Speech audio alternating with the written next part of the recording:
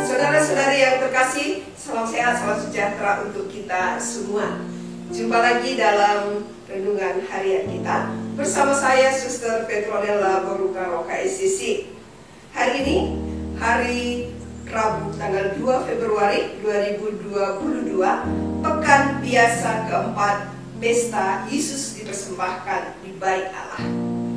Bacaan yang akan kita renungkan diambil dari Injil Lukas bab 2 ayat 22 sampai ayat 40 dengan tema apa yang akan kupersembahkan kepada Tuhan.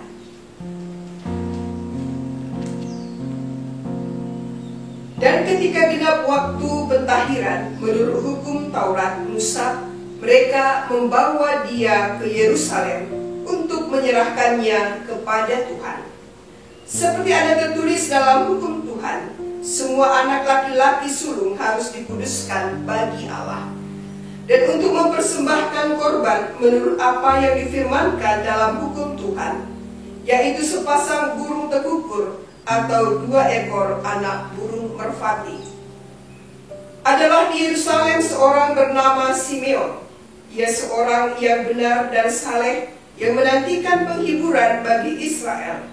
Roh Kudus ada di atasnya.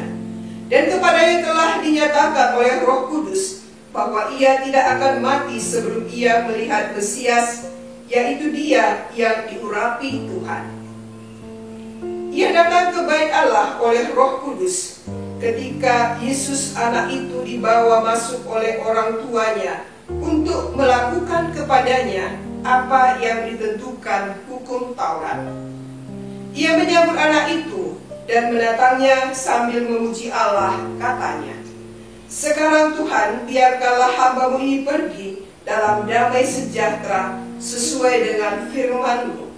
Sebab mataku telah melihat keselamatan yang daripada-Mu, yang telah Engkau sediakan di hadapan segala bangsa, yaitu terang yang menjadi pernyataan bagi bangsa-bangsa lain dan menjadi kemuliaan bagi umat-Mu Israel." Dan bapa serta ibunya amat heran akan segala apa yang dikatakan tentang dia. Lalu Simeon memberkati mereka dan berkata kepada Maria, ibu anak itu, "Sesungguhnya anak ini ditentukan untuk menjatuhkan atau membangkitkan banyak orang di Israel, dan untuk menjadi suatu tanda yang menimbulkan perbantahan. Dan suatu pedang akan menembus jiwamu sendiri, supaya menjadi nyata pikiran hati banyak orang." Lagi pula di situ ada Hana, seorang nabi perempuan anak Panuel dari suku Aser. Ia sudah sangat lanjut umurnya. Sesudah kawin ia hidup 7 tahun lamanya bersama suaminya. Dan sekarang ia janda dan berumur 84 tahun. Ia tidak pernah meninggalkan Bait Allah dan siang malam beribadah dengan berpuasa dan berdoa. Dan pada ketika itu juga datanglah ia ke situ dan mengucap syukur kepada Allah dan berbicara tentang anak itu kepada semua orang yang menantikan kelepasan untuk Yerusalem. Dan setelah selesai semua yang harus dilakukan menurut hukum Tuhan, kembalilah mereka ke kota kediamannya, yaitu kota Nazaret di Galilea. Anak itu bertambah besar dan menjadi kuat, penuh hikmat dan kasih karunia Allah ada padanya. Demikianlah sabda Tuhan. Saudara-saudari, di tahun 2022, fokus Pastoral Keuskupan Agung Medan adalah keluarga sebagai sumber panggilan. Komisi Kerasulan Kitab Suci KAM lewat katekese yang disampaikan kepada umat Allah menjelaskan bagaimana kita dapat mengenali panggilan Allah dalam hidup kita dan mempersembahkan diri kepada Tuhan dengan menjadi imam, biarawan, dan biarawati. Panggilan terjadi lewat pendidikan iman dalam keluarga, di mana orang tua menjadi pendidik yang pertama dan utama. Pendampingan iman yang baik pada anak membuka kemungkinan sang anak mengenal panggilan Tuhan dalam dirinya dan mempersembahkan diri kepada Tuhan. Selain itu, panggilan juga terjadi karena nasihat orang tua kepada Tuhan yang telah mengabulkan permohonannya. Ketika saya kecil, saya sudah tertarik menjadi suster. Saya sudah bercita-cita mempersembahkan diri saya kepada Tuhan. Cita-cita ini rasanya didukung lewat pendidikan iman yang ditanamkan oleh orang tua saya dengan melibatkan saya dalam kegiatan menggereja. Suatu hari, bapak saya berkata kepada saya, kalau bapak sudah mempersembahkan saya kepada Tuhan. Bapak saya telah mempersembahkan dirinya melayani di gereja dengan menjadi porhanger cukup lama. Dan saya dipersembahkan oleh Bapak kepada Tuhan dengan menjadi suster. Awalnya, harapan itu terasa indah dan saya juga berjanji akan memenuhi harapan Bapak saya. Tetapi ketika Bapak saya meninggal, semua harapan itu sirna. Rasa sedih yang begitu dalam karena ditinggalkan oleh Bapak membuat saya bertekad tidak akan pernah mempersembahkan diri saya kepada Tuhan. Setelah tamat SMA, saya dihadapkan kepada dua pilihan, yakni mengikuti keinginan keluarga saya atau mengikuti keinginan saya. Kedua pilihan ini berat, bagaikan memakan buah si malakama. Jalan terakhir supaya tidak ada yang tersakiti adalah masuk biara. Kesannya mempersembahkan diri karena pelarian. Namun dalam pelarian itu Tuhan menangkap saya untuk mempersembahkan diri kepadanya. Dan walau awalnya juga sangat berat dengan keputusan saya, tetapi toh akhirnya mama saya rela mempersembahkan diri saya kepada Tuhan menjadi seorang biarawati. Saudara-saudari yang terkasih, hari ini gereja merayakan pesta Yesus dipersembahkan di bait Allah. Yesus merupakan persembahan sulung bagi Allah. Menurut peraturan Taurat, Yesus harus dibawa ke Yerusalem untuk ditahirkan dan diserahkan kepada Tuhan dalam persembahan anak sulung.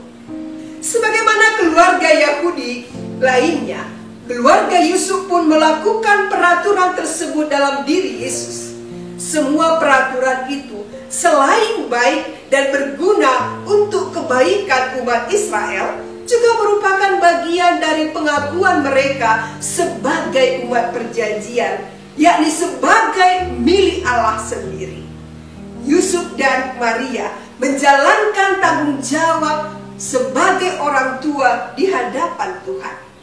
Saudara-saudari, peristiwa Yesus dipersembahkan di bait Allah mengingatkan kita akan kisah Hana yang telah menasarkan anaknya Samuel untuk dipersembahkan kepada Tuhan.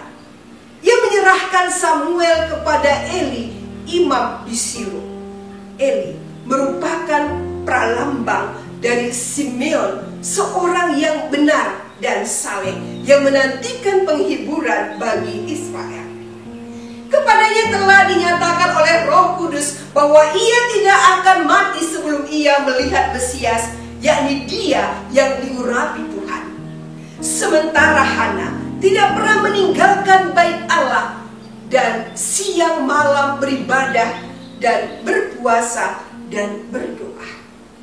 Simeon dan Hana hingga usia senja mempersembahkan diri mereka untuk melayani Tuhan. Hana dan Simeon adalah orang-orang yang rendah hati, yang menyambut kedatangan Yesus dan menerima Yesus di bait Allah. Para pemimpin agama Yahudi pada waktu itu tidak dapat mengenali siapa Yesus. Tapi kedua orang tua suci ini, yakni Simeon dan Hana, yang memiliki kerendahan hati, justru mengenali siapa Yesus sebenarnya. Saudara-saudari, mempersembahkan diri kepada Tuhan berarti kita mengakui bahwa Tuhan itu pemilik dan pemberi kehidupan kita. Pesta Yesus dipersembahkan di Kenisa menyadarkan kita akan anugerah kehidupan yang lebih besar lagi, yakni panggilan kita menjadi pengikut Kristus. Lewat sabda Tuhan, kita diundang untuk melihat keselamatan dalam diri Yesus yang sungguh Allah, sungguh manusia. Kita diundang untuk belajar dari Maria dan Yusuf yang taat pada hukum Taurat dan mempersembahkan Yesus putranya kepada Tuhan. kita diundang belajar dari Simeon dan Hana yang memiliki komitmen penuh dalam pelayanan, yang membaktikan dirinya siang malam di dalam bait suci, yang selalu memiliki keinginan yang besar, komitmen yang kuat untuk berjumpa, menyambut Yesus Sang Mesias yang dijanjikan itu. Maka menjadi refleksi bagi kita, apakah kita juga memiliki keinginan, komitmen menyambut Yesus dalam hidup kita? Apakah yang dapat kita persembahkan kepada Tuhan? Di tahun Fokus Pastoral Keuskupan, keluarga sebagai sumber panggilan, relakah kita mempersembahkan anak kita menjadi imam, biarawat, biarawati? Dan siapkah kita mempersembahkan diri untuk melayani di gereja dan di lingkungan kita? Selamat merenung.